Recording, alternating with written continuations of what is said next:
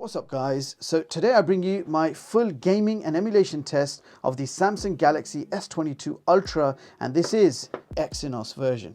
And the aim of the video is to find out how good this phone performs when put to the test, including cooling efficiency, benchmarks and lots more. So this smartphone is powered by the new Samsung Exynos 2200, and I have the 8+128 variant here in burgundy.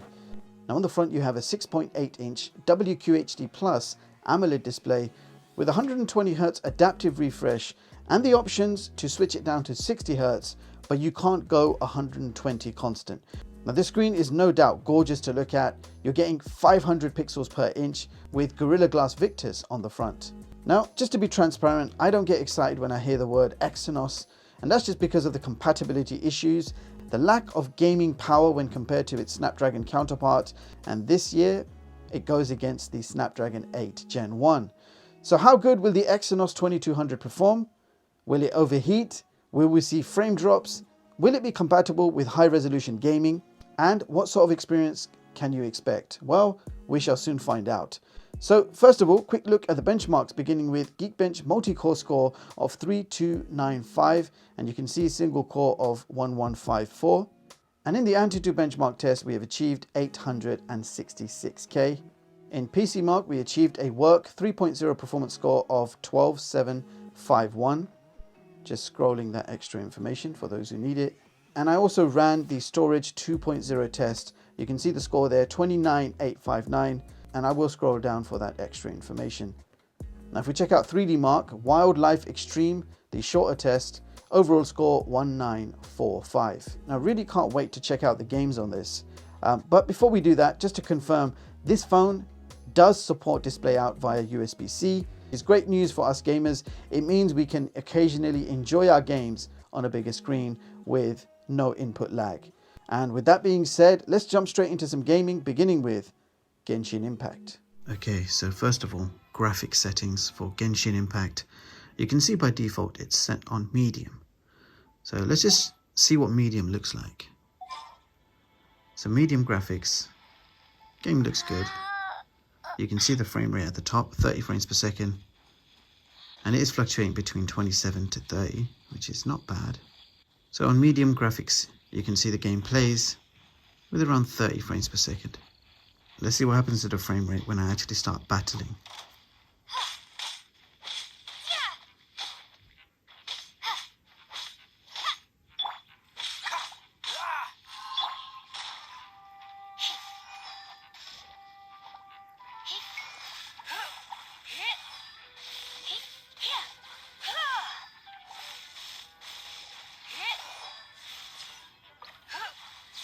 So you saw that the frame rate even dropped down to 22 frames per second whilst we were fighting.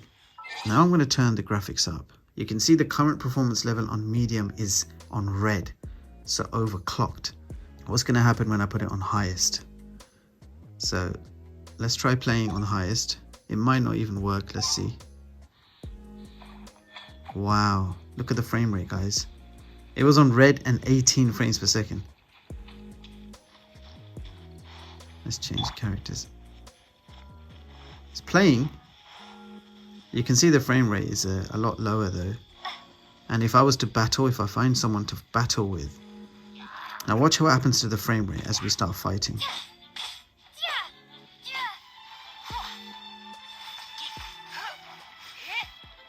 Yeah, it's dropping down to 20 frames per second.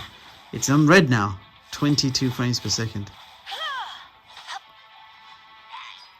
So Genshin Impact on the highest graphics, it is not as smooth as I would have liked it to be. You saw the frame rate fluctuating down to 18 frames per second, and you can see that the temperature is now on red. So 42 degrees the temperature is right now. So with the Exynos chip in this S22 Ultra, playing on the highest graphical settings is not a good idea. It's not going to give you decent frame rates. You probably want to drop it down to medium or even try low. Yeah, it says there's smooth. So on the lowest graphics, it's a bit smoother. It's a lot smoother actually. And the frame rates are slowly increasing to 29. Then it just dropped down to 24 again. Now this game is very heavy on the graphics. So you do need quite a powerful graphics chip, and we don't seem to be getting a very smooth experience from this Exynos chip. So a quick look at the CPU temperature after playing Genshin Impact.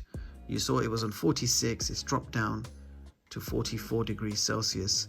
So yeah, Genshin Impact has definitely heated things up. Now let's play one of my favorite games, COD Mobile, and see what happens. Alright, so playing my favorite game now, COD Mobile. First of all, graphics settings, you can see maximum supported is low and frame rate high. This is a 2022 smartphone and it's giving me low graphics settings.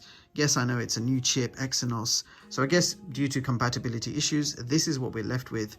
So due to compatibility issues, this is the highest frame rate and graphics we can select. Let's try playing a game and see how that feels. Capture the objectives. Enemy taking C.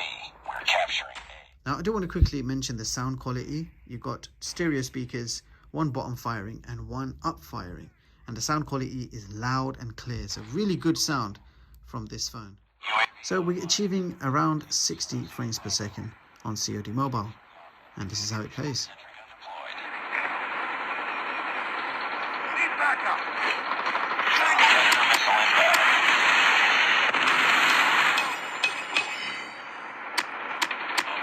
Enemy in sight. Sentry gun ready for deployment. We're capturing C. Target down. Tango down. Enemy contact. Target down. Killer drone ready for deployment. Captured C. Predator missile awaiting orders. Objective almost complete. Keep it up. Sentry gun deployed. Contact with enemy. Sentry gun ready to deploy. Sentry gun deployed. Losing C. Enemy down. Tango down. Friendly Predator missile inbound. Enemy down. Friendly hunter killer drone deployed. Losing A.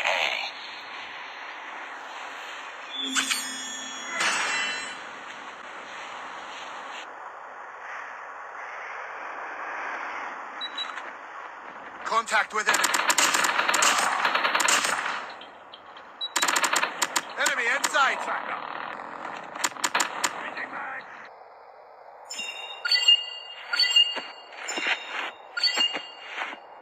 Just another day. Good job.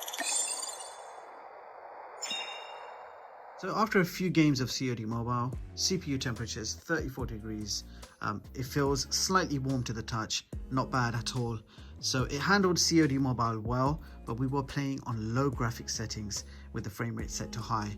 So it wasn't really pushing the system at all. Yeah, it was playing fine. COD Mobile played okay, I suppose. So now it's time to play PUBG Mobile. Alright, so we are now checking out the graphics settings for PUBG Mobile. By default, it's set on balanced and medium. Now let's see what happens when I tap HD. Yes, supported. HDR, not supported. Ultra HD not supported, and UHD not supported. So the maximum graphics you're going to get is HD with high frame rate. We're achieving around 29 to 30 frames per second.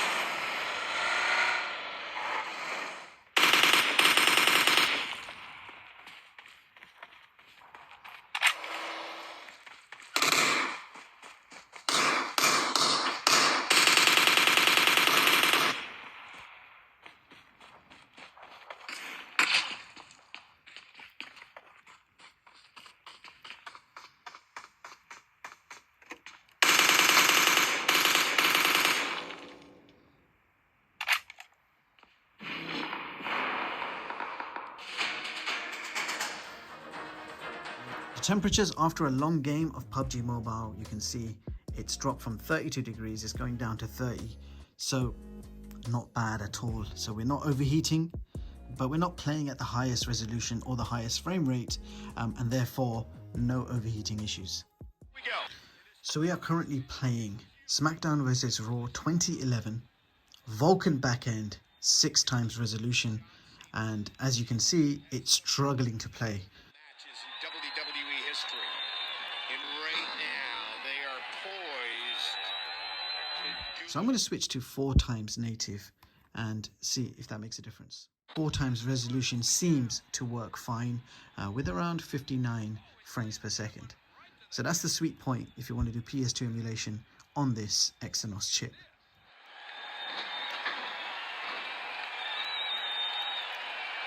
And Yorton looks like he's in some sort of trance. He has himself so psyched up for this. A very calculated assault being waged by the Viper. Alright, so PSP emulation with Tekken 6, and we're using PPSSPP, and we're playing with 5x resolution, Vulkan backend. And as you can see, the game is playing pretty smooth.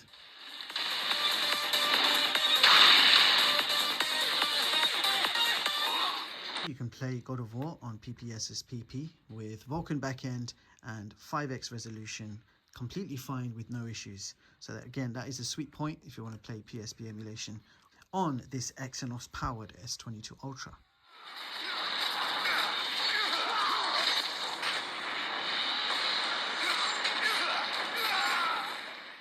So Dreamcast emulation with Mortal Kombat Gold using Reicast, Vulkan backend and 2x resolution.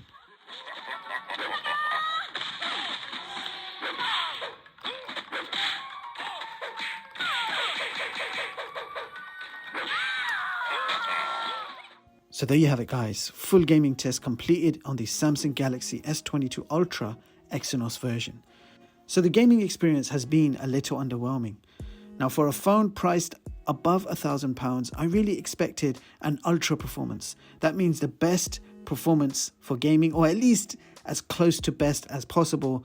But I just found the gaming experience to be much less than you would achieve on a mid-range smartphone. Genshin Impact got the phone running hot and absolutely struggled with frame rates, and that is the same with any graphic-intensive emulation. Disappointed with COD Mobile, especially as you can only play in low graphics. The Exynos version of this phone should not have been released like this. It feels like an unfinished project. The experience will certainly underwhelm most people out there. Now, I do expect there to be more updates coming soon to improve things, but until that happens, if you really must have the S22 Ultra, then I would recommend you to try importing it from the US so you can experience that Snapdragon version, which I expect to be much better as past history has taught us. Now, if you're wondering how you can get hold of the Snapdragon version of the S22 Ultra in the UK, just go ahead and buy it from Amazon.com. Yes, there will be import fees, but the end price actually works out cheaper than the UK version. So if you are a hardcore mobile gamer, then this phone with the Exynos chip will most likely disappoint you. And with all that being said, my full review on this phone is coming very soon. I hope you found this one useful.